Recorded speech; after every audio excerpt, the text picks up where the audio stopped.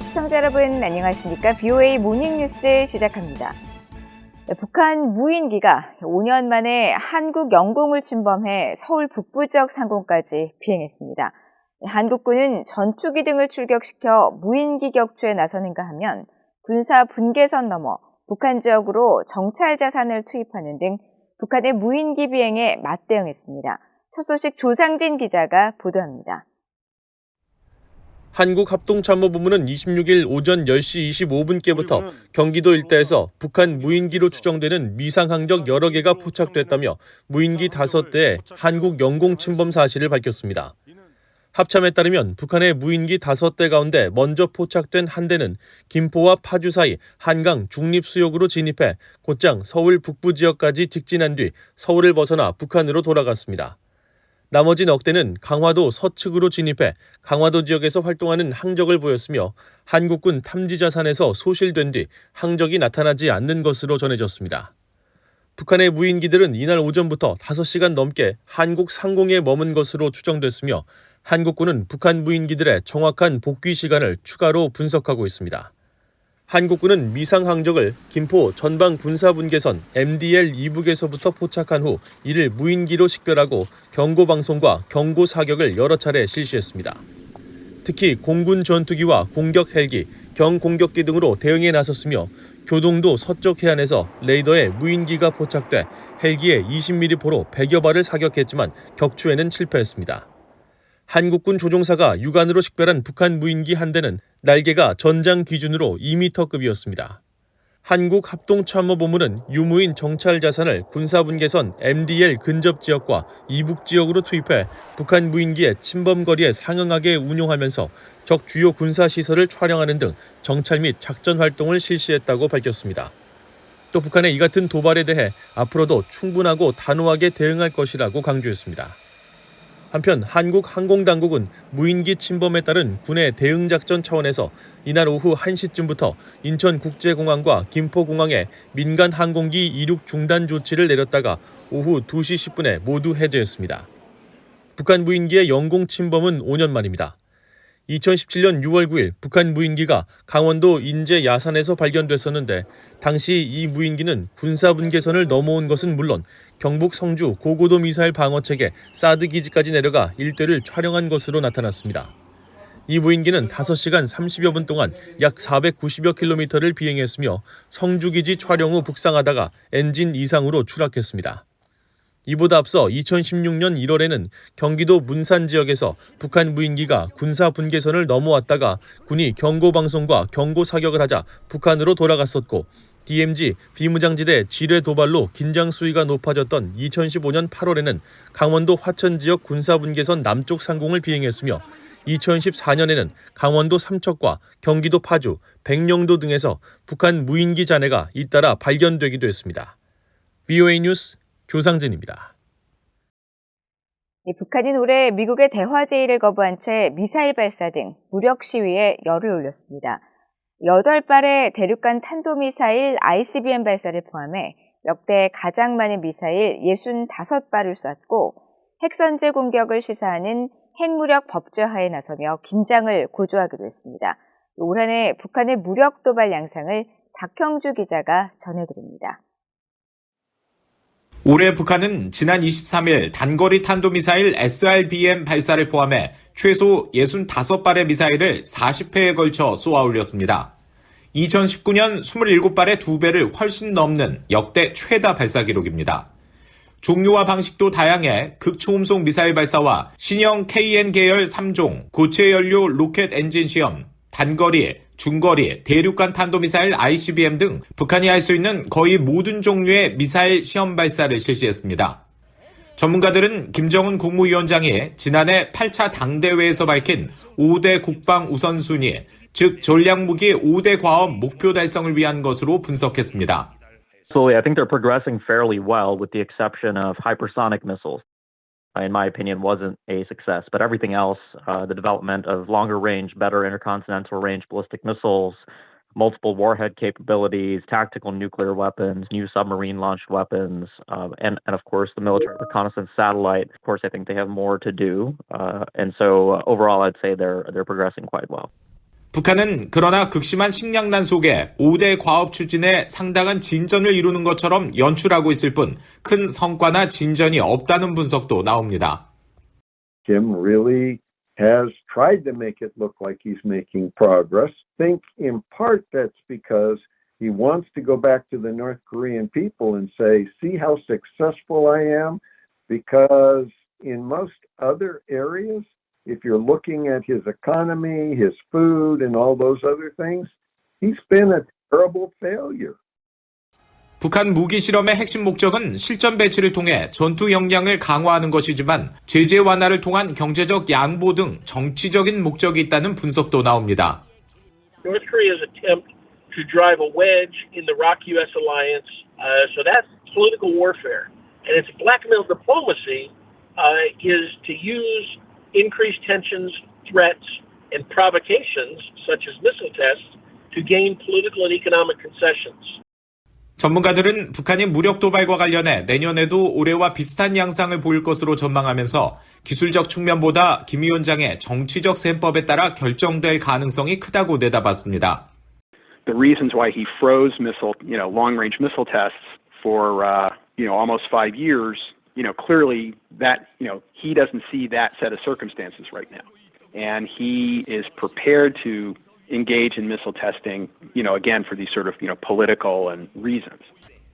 전문가들은 또 북한이 핵무기 사용에 대한 권리를 계속 주장하면서 이에 대한 효과적 전술 연습을 위해 대규모 미사일 훈련 등 지속적인 도발을 할 것이라고 전망했습니다. VOA 뉴스 박형주입니다. 미국 의회 본회의장에서 공화당 상원 의원이 한국과 일본의 자체 핵무장 가능성을 거론했습니다.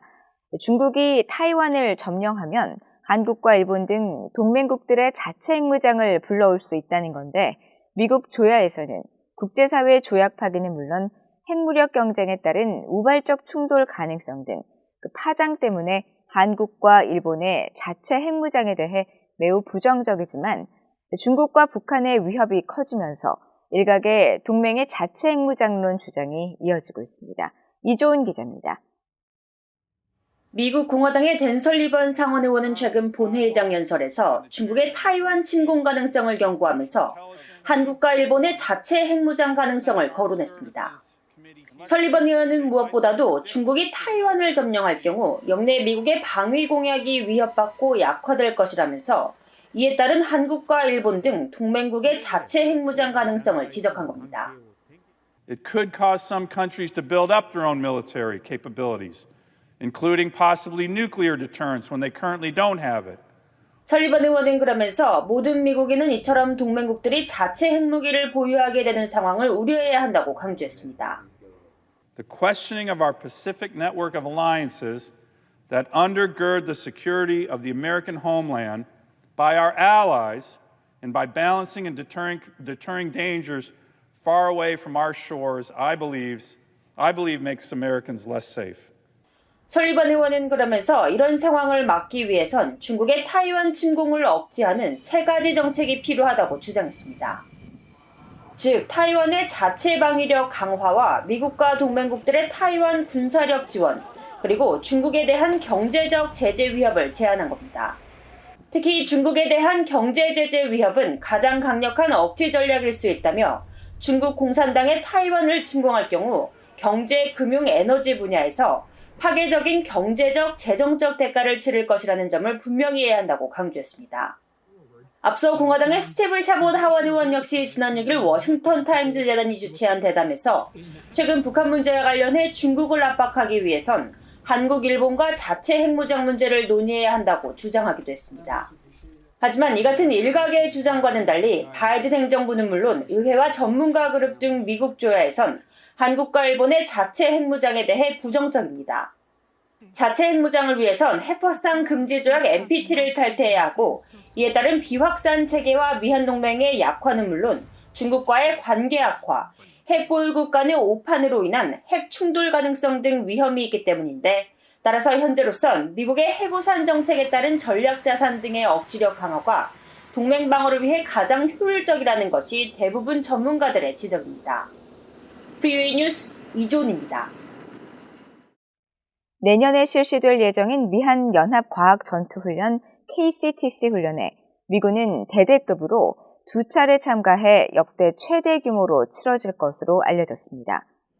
25일 한국군에 따르면 여단급 차원에서 치러지던 기존 KCTC 훈련에 내년부터 미군은 대대급 훈련으로 참가할 예정이며 3월과 12월에 각각 한 차례씩 실시하는 방안을 비롯해 세부 일정을 미군 측과 협의 중인 것으로 전해졌다고 연합뉴스 등 한국 언론들이 보도했습니다. 훈련 방식은 참가 부대가 한국 육군과학화전투훈련단의 대항군연대와 교전하거나 참가 부대가 서로 자유기동식 교전 원칙을 적용해 전투를 벌이는 쌍방훈련 형태로 진행되며 미군의 참여 확대로 동시 통합작전 능력과 미한 연합작전 능력 향상에 더 큰 효과가 있을 것으로 기대하고 있다고 한국군은 전했습니다. KCTC 훈련은 실탄 대신 레이저를 발사해 교전하는 마일즈 장비를 부착해 진행하는 실전적 전투훈련으로 실전에 가장 가까운 훈련으로 평가받고 있습니다. 북한이 신종 코로나 바이러스 감염증 확산에 따른 국경 봉쇄 여파로 2년째 마이너스 경제 성장을 기록한 것으로 나타났습니다. 한국통계청은 26일 발표한 2022 북한 주요 통계 지표에서 북한 경제가 전년 대비 실질 국내 총생산 GDP 성장률이 마이너스 0.1%를 기록해 지난 2020년 마이너스 4.5%에 이은 2년 연속 역성장을 기록했다고 밝혔습니다.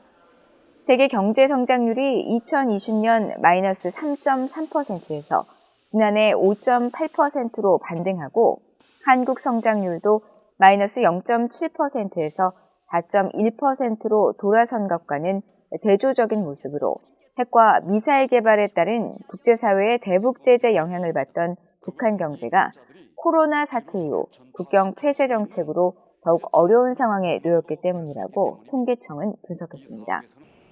통계청은 또 북한의 1인당 국민 총소득 GNI는 142만 3천 원으로 4,048만 2천 원을 기록한 한국과는 28배의 차이가 나며 남북한의 1인당 소득 격차는 계속 벌어지고 있다고 지적했습니다. 북한 해킹 조직이 한국의 외교안보 분야 전문가들을 겨냥해 정보를 탈취하기 위한 피싱 이메일을 대량 유포한 정황이 드러났습니다.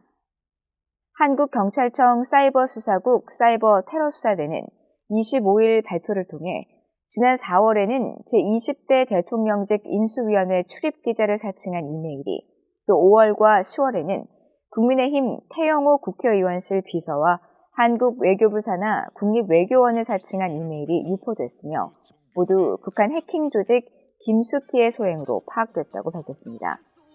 해당 메일을 받은 전문가들은 최소 892명인 것으로 파악됐고 메일에는 피싱 사이트로 유도하는 링크나 정보 유출 기능에 악성 프로그램이 담긴 문서가 첨부돼 있었습니다. 한국경찰청은 또 이번 수사 과정에서 북한의 해킹 조직이 서버를 장악해 데이터를 쓸 수 없게 암호화한 뒤 금전을 요구하는 랜섬웨어도 유포한 것으로 파악하고 중소 쇼핑몰 업체 등이 이들에게 비트코인 등을 지불 거래한 해외 거래소에 대한 수사도 함께 진행하고 있다고 밝혔습니다. 이상으로 VOA 모닝뉴스를 모두 마칩니다. 시청해주신 여러분 고맙습니다.